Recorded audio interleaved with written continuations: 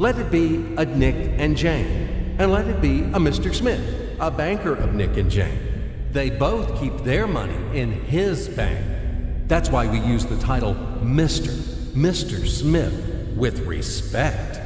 Nick really wants to buy, well, let's say Jane's bicycle, but he has no money.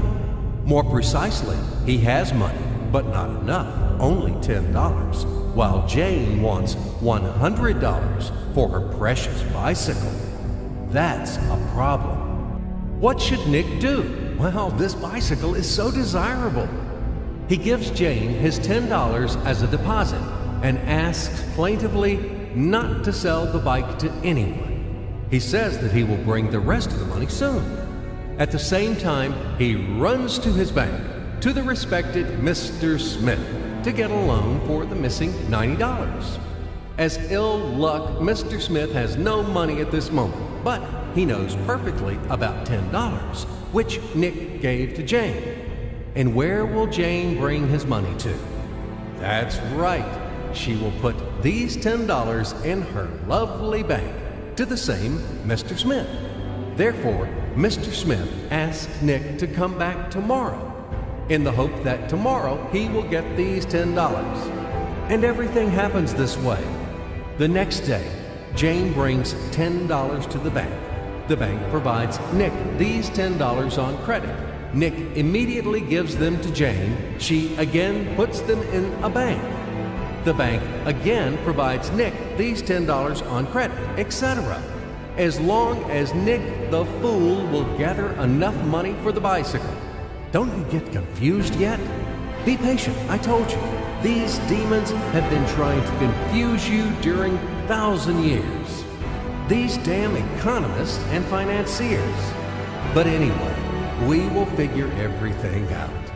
So what do we have in the end? Nick finally got the bike from Jane. Wow! But at the same time, Nick owes $90 to the bank, Mr. Smith, and the bank, in its turn, owes $100 to Jane. In other words, those $10, which existed initially, have magically turned into $200, $190 of debts plus real $10. But these $10 would also turn into $1,000, even in $1 million or $1 billion, if Nick would make a more expensive purchase. In this case, our $10 would make the increasing number of its cycles, circuits from hands to hands. That's it. So, what happens in today's world? SOS! It appears that banks also make money out of thin air and multiply them. Not only Fed can produce money, but banks either. In short, everybody can do this, except you and me. We are not in the business at this celebration of life.